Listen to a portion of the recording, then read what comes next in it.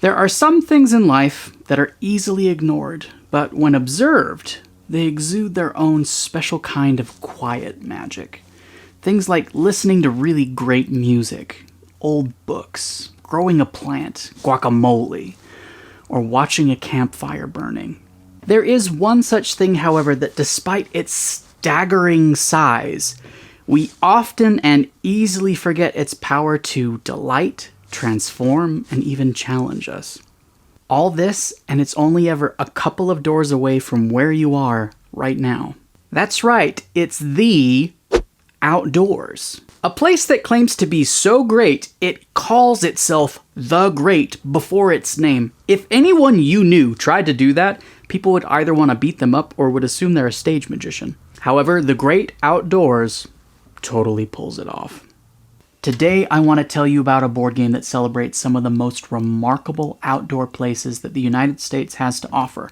Open up this box, and you will quickly discover that the decision to make a board game based around the national parks was not made lightly by a room full of suits trying to decide who their target demographic was. This game is a love letter to the magic of experiencing nature. And did I mention it's really good?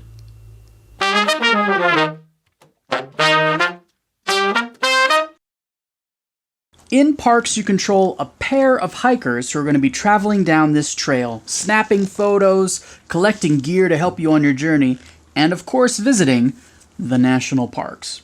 Doing these different things in the game will either help you to get points, or maybe start collecting these gorgeous wooden tokens. But before we even go any further, let's just stop and look at the art and design that's going on inside this box. Parks was made in collaboration with the 59 Parks print series, a pre-existing collection of art by multiple artists. Full-size prints of these are available for purchase online, something that not many board games can claim.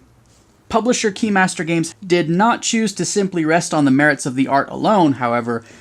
Everything in this production is aesthetic, pleasant to the touch. Wood grain. I can feel the wood grain. And the box insert itself is the board game equivalent of a luxury car.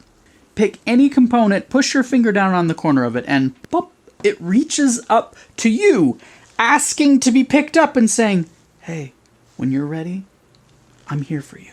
I just want you to have a nice time." I admittedly have a hard time not nerding out about the physical box itself, so I'm just going to stop myself right now. Now, Parks is not a game that alienates people who haven't played a lot of different board games before. In truth, Parks is eye-catching, it's colorful, and it offers relatively simple rules and turns for its players. What Parks does do is blow open the doors for newer players to what modern board gaming has to offer. Everyone has played games where you roll a pair of dice, and whatever you roll, you move that many spaces around the board. Dice can be great fun, and they can even create moments of real tension if you're really hoping for or dreading a particular roll. That said, Parks takes this familiar convention of moving spaces along a board and does something completely different with it. Rather than saying, "All right, let's see where you end up going," Parks instead asks you, "Where do you want to go?" Much like the great outdoors itself, Parks says, you can go wherever you want. The whole of the wild is open to you. And what this means is when you pick up a player piece, you can put it anywhere that you like on this trail. The only thing is, in Parks, once you go forward along the trail, you can never go back and visit any of the sites you may have left behind along the way. The only way is forward. This does mean that you could even travel directly to the end of the trail, and there are even some incentives to be the first one to arrive at the end. However, just like how actual hiking isn't only about getting to the end, hiking down the trail in Parks is really about having experiences along the way.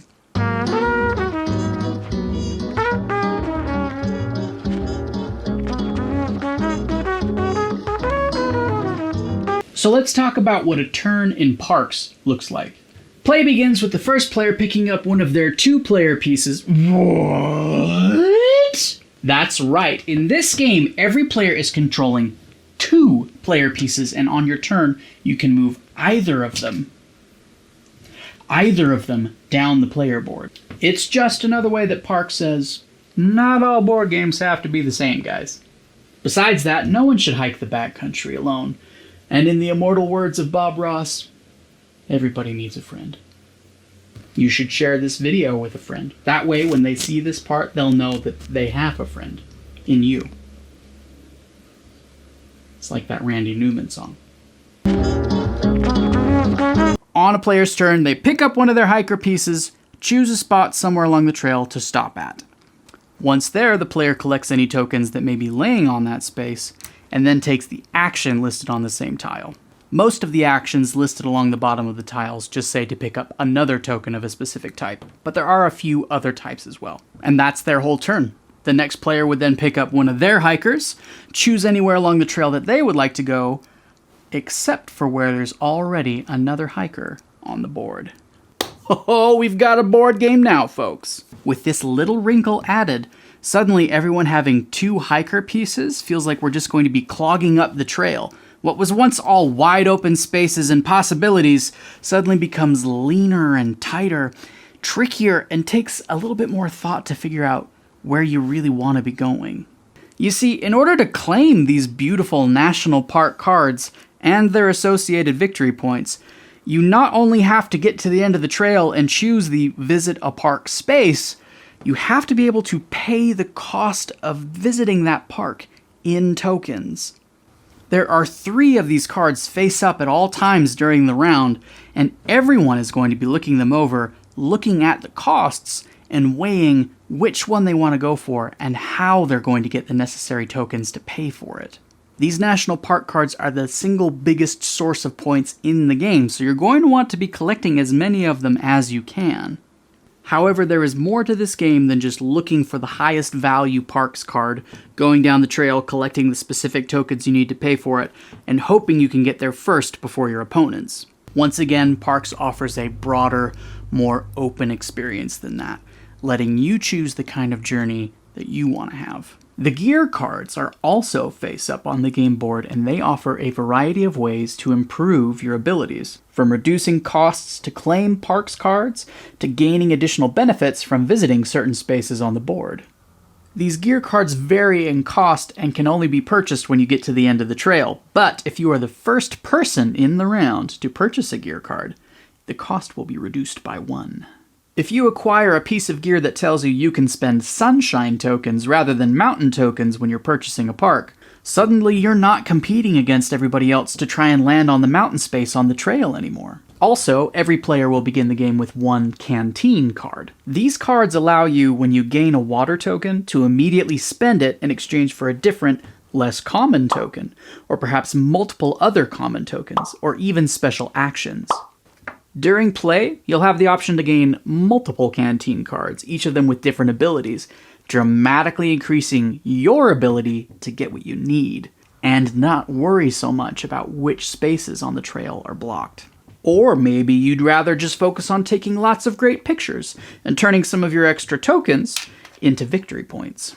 When visiting the Vista location on the trail, you have the option of spending any 2 tokens to take a photo, and each photo you have is worth 1 point at the end of the game. Also, when you take this action, you gain the camera token, which allows the holder to pay only 1 token to take photos, and gives an extra opportunity to take a photo when you reach the end of the trail.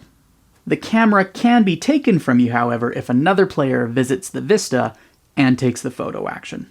Now, the last 2 things I want to talk about in terms of gameplay are the campfire tokens and the year cards. Every player has a campfire token they can only use once per round to be able to share space with another hiker on the trail. At lower player counts, this just feels like a bit of a fail-safe, but at higher player counts, it really creates a tricky decision of when you'll need to use it most. The campfire token may sound like it just removes a bit of tension from the game by allowing you to bypass an obstacle, but in practice it creates a fun dilemma because you have to figure out for yourself when you want to use this limited opportunity. The year cards I mentioned are secret objectives that every player receives at the start of the game, offering you a path to follow to try and get a few extra points once the game ends. They really do the game a service by influencing players to employ different strategies beyond just trying to buy whatever the most valuable Parks card is. All of these bits of the game we've been talking about, from gear and canteens and year cards, these all serve to give you a broader, more open experience. They're like forks in this trail, giving you other options besides just playing bumper cars going down the line, dodging people who are blocking your way, and snatching up the things that you can that are available.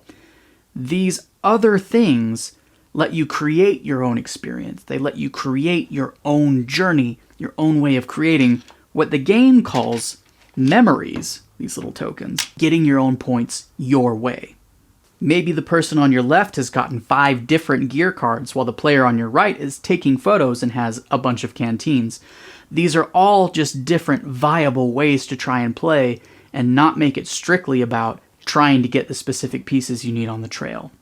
The interplay that can come from combining canteens and gear cards and taking photos offers you the chance to create clever little synergies that'll help you get tokens or points.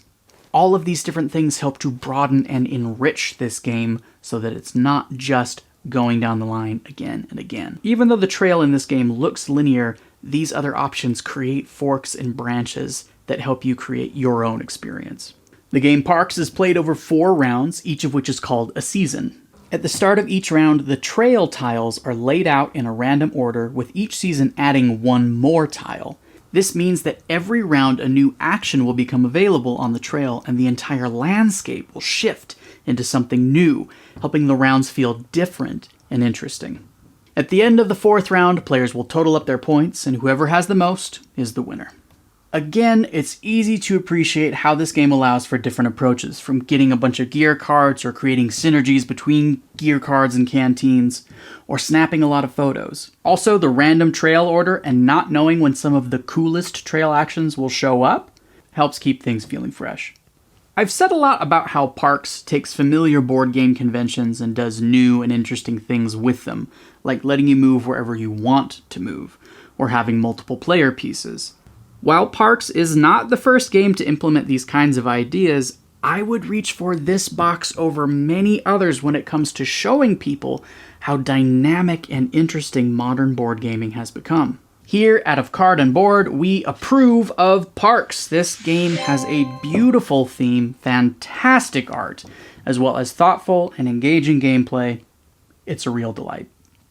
Whoo-be-doo! Let's do an outro. And so, there you have it.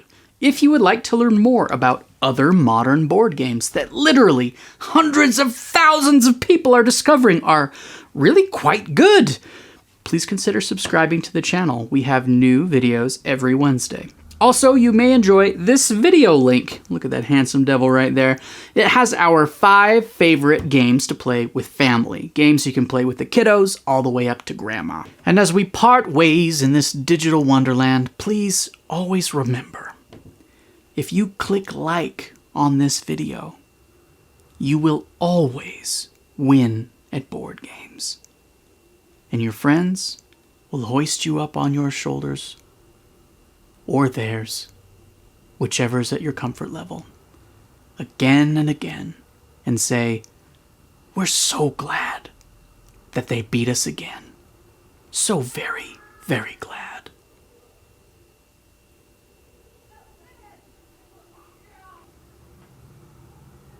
You can watch that too, if you want. It's alright. The games are good. He's okay.